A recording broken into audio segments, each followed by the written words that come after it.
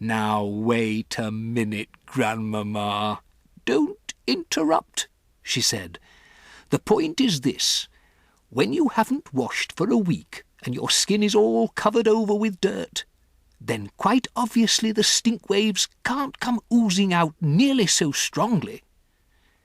"I shall never have a bath again," I said. "Just don't have one too often," my grandmother said. "Once a month is quite enough for a sensible child."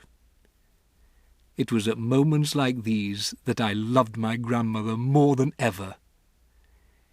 "Grandmamma," I said, "if it's a dark night, how can a witch smell the difference between a child and a grown-up?" "Because grown-ups don't give out stink waves," she said. "Only children do that." "But I don't really give out stink waves, do I?" I said. "I'm not giving them out at this very moment, am I?" "Not to me you aren't," my grandmother said. "To me you are smelling like raspberries and cream, but to a witch you would be smelling absolutely disgusting." "What would I be smelling of?" I asked. "Dog's droppings," my grandmother said.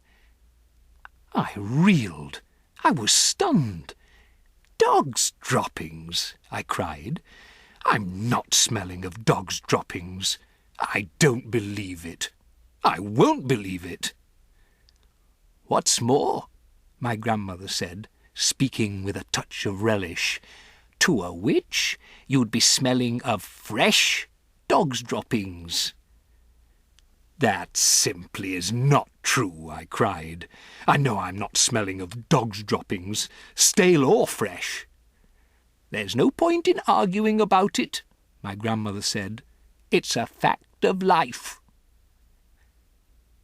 I was outraged. I simply couldn't bring myself to believe what my grandmother was telling me. "So if you see a woman holding her nose as she passes you in the street," she went on, "that woman could easily be a witch." I decided to change the subject. "Tell me what else to look for in a witch," I said. "The eyes," my grandmother said. "Look carefully at the eyes, because the eyes of a real witch are different from yours and mine. Look in the middle of each eye where there is normally a little black dot. If she is a witch, the black dot will keep changing colour, and you will see fire, and you will see ice dancing right in the very centre of the coloured dot. It will send shivers running all over your skin." My grandmother leant back in her chair and sucked away contentedly at her foul black cigar. I squatted on the floor, staring up at her, fascinated. She was not smiling. She looked deadly serious. "Are there other things?" I asked her. "Of course there are other things," my grandmother said. "You don't seem to understand that witches are not actually women at all. They look like women, they talk like women, and they are able to act like women. But in actual fact, they are totally different animals. They are demons in human shape.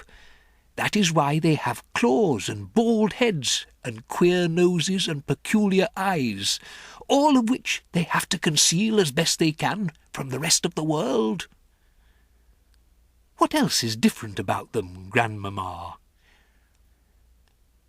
"The feet," she said. "Witches never have toes." "No toes?" I cried. "Then what do they have?" "They just have feet," my grandmother said. "The feet have square ends with no toes on them at all."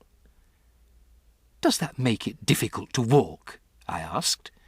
"Not at all," my grandmother said, "but it does give them a problem with their shoes. All ladies like to wear small, rather pointed shoes, but a witch, whose feet are very wide and square at the ends, has the most awful job squeezing her feet into those neat little pointed shoes." "Why doesn't she wear wide, comfy shoes with square ends?" I asked. "She dare not," my grandmother said. "Just as she hides her baldness with a wig, she must also hide her ugly witch's feet by squeezing them into pretty shoes." "Isn't that terribly uncomfortable?" I said. "Extremely uncomfortable," my grandmother said. "But she has to put up with it. If she's wearing ordinary shoes, it won't help me to recognise her, will it, Grandmamma?" "I'm afraid it won't," my grandmother said. "You might possibly see her limping very slightly, but only if you were watching closely." "Are those the only differences, then, Grandmamma?" "There's one more," my grandmother said. "Just one more." "What is it, Grandmamma?" "Their spit is blue." "Blue!" I cried. "Not blue. Their spit can't be blue." "Blue as a bilberry," she said. "You don't mean it, Grandmamma. Nobody can have blue spit." "Witches can," she said.